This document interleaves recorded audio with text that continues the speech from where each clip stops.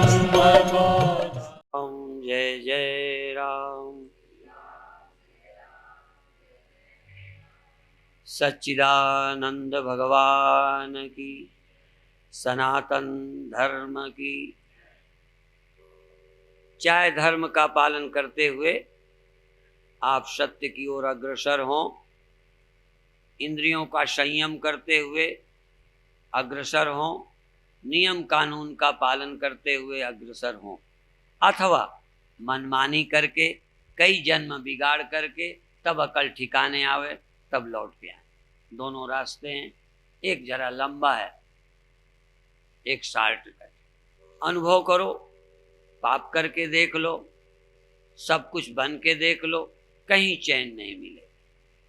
राजनीति करके देख लो, शरीर सुंदर बना के देख लो, और जो चाहते हो योग्यता प्राप्त करके देख लो, पर यदि व्यक्ति सत्य है ब्रह्म के अलावा तो बंधन रहेगा।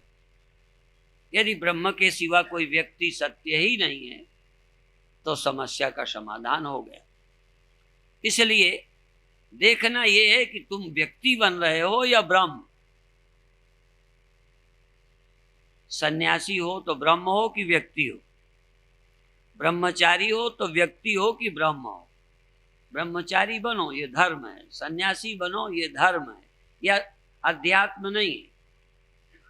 ये अध्यात्म नहीं है। अध्यात्म तो ये है कि तुम व्यक्ति ही नहीं हो, तुम ब्रह्मचारी नहीं हो, तुम गृहस्थ नहीं हो, तुम मनुष्य नहीं हो, तुम जन्मे नहीं हो, तुम मरने वाले नहीं हो। ये कोई पुण्य वाला मामला नहीं है। इसलिए चार पुरुषार्थ, अर्थ, काम, धर्म और मोक्ष। धर्म और मोक्ष दोनों एक नहीं है। जैसे काम और अर्थ की जरूरत है, ऐसे ही पहले हमें धर्म की भी जरूरत है, पर धर्म मोक्ष नहीं है। मोक्ष एक चौथा स्वतंत्र पुरुषार्थ है। आत्मा को जानना, ब्रह्म को जानना, संसार क्या चीज है इसको समझना केवल पुण्य का मामला नहीं है, केवल गंगा स्नान का मामला नहीं है, केवल तीर्थ का मामला नहीं है, केवल वर्णाश्रम धर्म का पालना ही काफी नहीं है। पालन करना चाहिए। पालन करोगे, शास्त्र पर विश्वास करोगे तो ही कल तुम ब्रह्म ज्ञान पर भी विश्वास कर पाओ। विश्वास की जिन्हें आदत नहीं है वो आगे विश्वास क्या कर पाएंगे। तुम नहीं मरते हो ये विश्वास कैसे करोगे। तुम स्त्री नहीं हो ये कैसे मानोगे। जब तीर्थ माना, कौन से दिन कैसे हैं, किन दिनों में क्या करना है, किन महीनों में क्या नहीं करना है, कब क्या करना है, ये विधि निषेध शास्त्र की आज्ञा मानी, तो फिर जब शास्त्र की आज्ञा मानकर ये एक व्यवहारिक, सामाजिक, धार्मिक जीवन जिया, तब उन्हीं शास्त्रों का अगला कदम, अंतिम चरण है कि तुम पुत्र नहीं हो, तुम्हारा पिता कैसा, तुम मनुष्य नहीं हो, तुम्हारा ये धर्म कैसा, तुम ब्राह्मण नहीं हो, तुम्हारा ये धर्म नहीं हो सकता। तुम हो कौन? तुम जो होगे वही तुम्हारा धर्म होगा। तो तुम आत्मा हो, फिर आत्मा का क्या धर्म है? पैदा होना, मरना। तो तुम चैतन्य तत्व हो, ब्रह्म तत्व हो, अनादि और अनंत तत्व हो। उसका धर्म क्या है? उसका धर्म क्या है? पैदा होना। उसका धर्म क्या है? एक देशी होना। तो अभी तक जो कुछ हमने किया, व्यक्ति बन के किया, अपनी कामनाओं की पूर्ति की, अपने को बड़ा बनाने की चेष्टा की, और फिर अपने को धर्मात्मा बनाने की चेष्टा की, और अंत में व्यक्ति को खत्म कर दिया। व्यक्ति ही समाप्त हो गया। व्यक्ति व्यक्ति न रहा, ब्रह्म रह गया। इसलिए आखिरी कदम है आत्मा की पहचान, ब्रह्म ज्ञान, जो जानना है। और देखो, ये बातें मत समझो, अच्छा तुमने पुण्य किया है तो मरते समय कैसा लगे, मर नहीं रहे, छूट नहीं रहा, बहुत लाभ है उसका। पुण्य किया है तो स्वर्ग जाने का ख्याल आएगा, पर जन्म मरण रहित तत्व, उसका ज्ञान, उसकी जिज्ञासा नहीं है तो बात नहीं बनेगी। और ऐसा विज्ञान जो मृत्यु के बाद मैं जब विदेश में था, एक दिन मैंने चर्चा की कि तुम पुण्य करके इस बात पर विश्वास कर सकते हो कि हम स्वर्ग जाएंगे। ये असंभव बात नहीं है। तुम इलाज कराते हो, अस्पताल जाते हो, विश्वास करके जाते हो कि हम ठीक होंगे और ठीक होके लौटते हो। उस दिन विश्वास किया था, 4 दिन बाद उसका परिणाम आया। ये विश्वास की बात है, ये विश्वास की चीज है। हमने गंगा स्नान किया, हमें पुण्य प्राप्त हुआ, ये विश्वास की चीज है। विश्वास करना बुरी बात नहीं है। हमने पुण्य किया है, अगला जन्म अच्छा होगा, ये विश्वास है। लेकिन मैं ब्रह्म हूं, ये विश्वास नहीं है।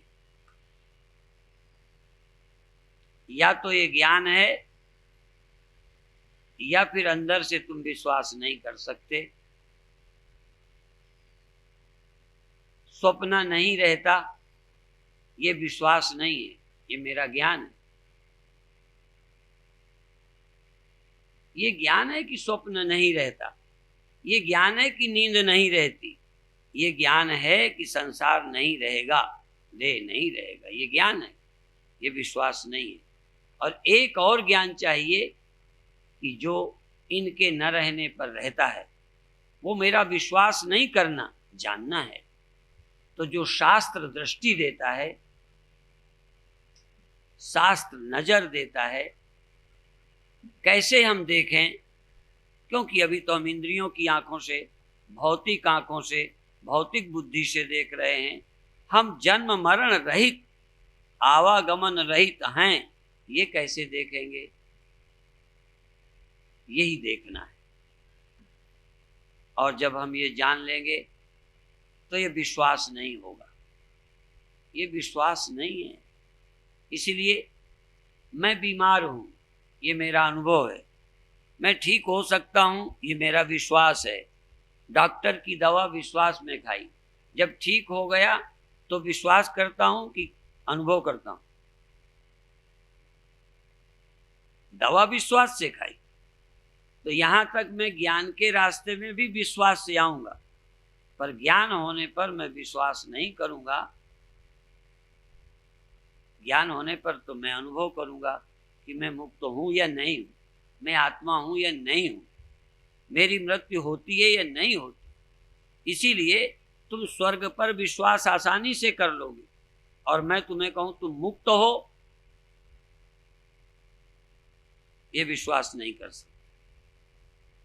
क्योंकि अभी अभी स्वर्ग होने वाला है, नरक होने वाला है, आगे भगवान मिलने वाले हैं, मरने के बाद यमराज ले जाएंगे, वो विश्वास कर सकते हो क्योंकि अभी दूर का मामला है। पर मैं अभी अभी कहता हूं कि तुम मरते नहीं हो, तुम मरोगे नहीं, ये कैसे विश्वास करोगे? या तो जानोगे तो फिर विश्वास नहीं रहा, या तो फिर मानोगे नहीं। इसलिए तुम ब्रह्म हो, ये विश्वास नहीं कर सकते। ये विश्वास तक सीमित होने वाली बात है भी नहीं। तुम नहीं मरोगे, तुम नहीं जन्मते हो, तुम में दुख नहीं है। अरे मैं कहता हूं तुम में दुख नहीं है, मान लोगे? यदि मान लोगे तो एक दिन मैं कह देता हूं तुम में दुख है ही नहीं, तुम में बंधन है ही नहीं, तो इसके बाद भी तुम उपाय करते रहोगे नहीं। मैं कहता हूं दुख तुम में नहीं है, फिर दुख से छूटने के लिए, सुखी होने के लिए दिन रात कोशिश में हो कि नहीं? मैं कहता हूं तुमसे बड़ा कोई है ही नहीं, फिर बड़ा होने की कोशिश करोगे कि नहीं? क्यों? क्योंकि मेरी बात विश्वास की नहीं है, समझने की है। वो विश्वास की नहीं है। तुम हो बड़े सबसे, तुम हो महान, तुमसे महान कोई नहीं है, तुमसे ज्यादा सत्य कोई नहीं है। मान लो मेरी उम्र 100 वर्ष की है, किसी योगी की उम्र 300 साल की है, ब्रह्मा की उम्र करोड़ों साल की, मान लिया। तो करोड़ों साल वाला भी मरने वाला है कि अविनाशी? 300 साल वाला, 100 साल वाला और 50 साल वाला, तो क्या फर्क पड़ता? या तो मरने वाले हो या नहीं हो, और या दोनों हो। तो मान लो मैं मरने वाले के नाते 100 वर्ष का हूं और ब्रह्मा करोड़ वर्ष के होंगे, योगी 300 साल का है, और आत्मा दृष्टि से मेरी मृत्यु नहीं होती, योगी की भी मृत्यु नहीं होती, ब्रह्मा की भी। तो जब मैं अविनाशी हूं, अविनाशी, तो फिर 100 वर्ष का हूं कि 1000 वर्ष का? यदि मैं अविनाशी सचमुच हूं तो 100 वर्ष का खेल है कि मेरी उम्र है?